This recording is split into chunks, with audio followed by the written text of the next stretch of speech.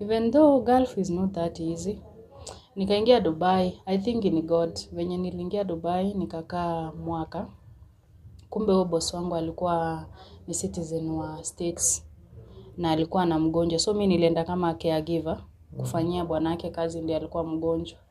After 1 year, tuka relocate kwenda States. I didn't know much about States. Bosi alikuwa ni Mwarabu, ni ule hata kama amekupeleka Marekani, hauwezi enda na ile kierere ya kupostia watu. Huko States and all that. Kazi yangu ilikuwa bado ni indoors na mgonjwa.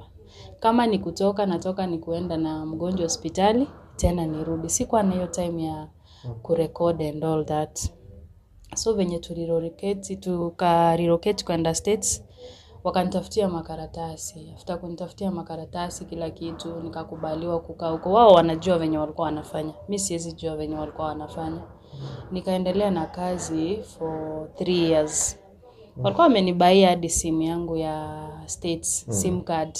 So I used to chat my friends na hiyo number, but they never believed. Hawakuamini. Walikuwa wanasema kuna kununua SIM card online. By the way kuna watu hufanya hivyo. Kuna watu control. But sasa mimi sikuwa najua hizo vitu. Kumbuka bado sikuwa nimejua mambo. Kwenye turaramukia. Kwenye tindaramukia. So most of my friends hawako wanaamini. Alafu mimi sijuangi kudefend ukweli. Sasa mtu akikwambia nitumie documents, nitumie location mahali huko and all that, me I'm like, mbona nikutumie hizo vitu zote juu?